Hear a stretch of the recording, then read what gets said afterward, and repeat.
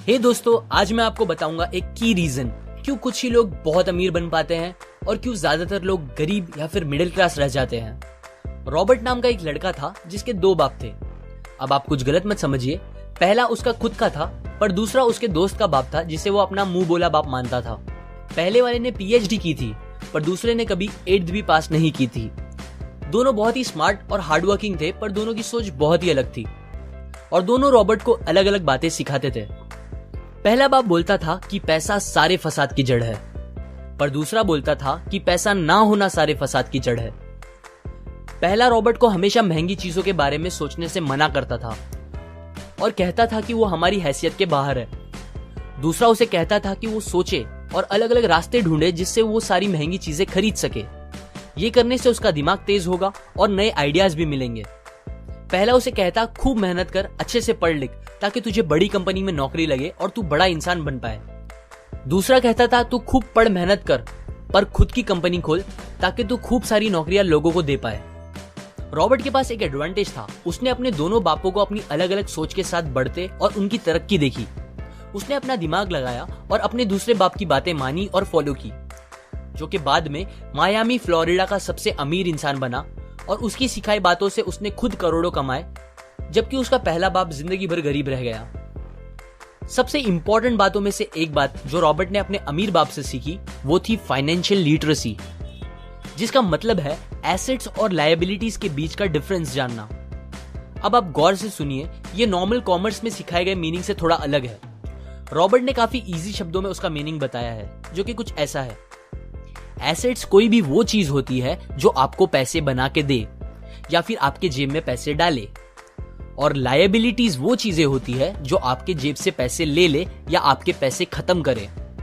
अमीर लोग इसीलिए अमीर होते हैं बिकॉज वो अपने एसेट्स बनाते हैं, जबकि मिडिल क्लास लोग बस लायबिलिटीज पे खर्च करते हैं। मिसाल के तौर पर रमेश और सुरेश नाम के दो दोस्त थे। दोनों सेम पोजीशन और सेम सैलरी पे काम करते थे। जब भी उन्हें सैलरी मिलती, रमेश अपनी सैलरी से नए कपड़े, नए गैजेट्स, नया फोन, बाइक या कार ऐसी चीजें खरीदता था जो उसे अमीर जैसा फील कराती थी।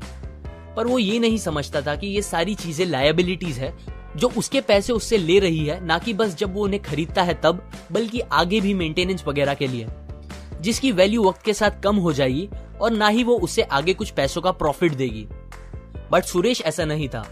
वो ये सारी चीजें नहीं खरीदता था जब तक कि उसके लिए बहुत जरूरी ना हो वो चीज खरीदना। वो पैसे जमा करता था और एसेट्स पे खर्च करता था, जैसे कि स्टॉक्स, बॉन्ड्स, रियल एस्टेट, अपनी खुद की स्किल्स बढ़ाने के लिए या कुछ सीखने के लिए जो उसे आगे और पैसे बना के दे। 2 साल बाद सुरेश करोड़पति बन गया, जबकि रमेश वैसे का वैसा अपनी कम सैलरी को कोसता रह गया और कहता था कम सैलरी उसके मिडिल क्लास होने का रीजन है।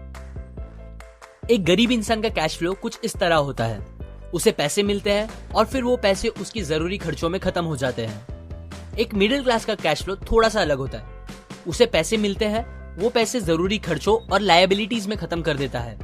इसीलिए मिडिल क्लास और गरीब में ज्यादा फर्क नहीं है। मोस्टली मिडिल क्लास लोगों को लगता है उनका घर उनका एसेट है, पर ऐसा नहीं है। आपका घर आपको पैसे बना के नहीं देता अनलेस आप उसको भाड़े पे दो, जबकि अमीर लोगों का कैश फ्लो ऐसा होता है। उन्हें पैसे मिलते हैं, वो उस पैसों से अपने एसेट्स बनाते हैं पहले और फिर उससे बने पैसों से खर्चा करते हैं। इसीलिए वो अमीर होते जाते हैं क्योंकि उनके इनकम के सोर्स बढ़ते जाते हैं। अगर आपको अमीर बनना है तो ये बात याद रखें अच्छे से। इस बात से फर्क नहीं पड़ता कि आप कितना कमा रहे हैं, बल्कि आप उन पैसों को कैसे और कहां खर्च कर रहे हैं, ये इंपॉर्टेंट है। आपको कंज्यूमर की सोच से बाहर आकर इन्वेस्टर की सोच अपनानी पड़ेगी। लोग कंप्लेन करते हैं उनकी खराब कंडीशन का रीजन उनकी कम सैलरी है और सैलरी बढ़ेगी तो वो आराम से रहेंगे। पर प्रॉब्लम ये है कि इनकम बढ़ने के बाद लोगों के खर्चे ज्यादा बढ़ जाते हैं, क्योंकि ज्यादा पैसे ज्यादा अच्छी चीजें खरीदने पे मजबूर करता है, जैसे कि एक बेहतर फोन, कार, घर, जो कि सब फिर से बस लायबिलिटीज है जो आपको कभी अमीर बनने नहीं देगी। ये बातें मैंने रॉबर्ट कियोसाकी की book rich dad poor dad से पढ़ी है, जो वो पहली बुक थी जिसने मेरी सोच चेंज की और बेहतर बनाई। अगर आपको ये बातें अच्छी लगी तो लाइक करें, अपने व्यूज कमेंट करें और फाइनली सब्सक्राइब करें। मैं आपको ऐसी काम की बातें जो मैंने दुनिया के कुछ सबसे समझदार लोगों से सीखी है शेयर करूंगा, जो आपको सक्सेसफुल बनने में मदद करेगी। और आखिर में थैंक्स फॉर वॉचिंग।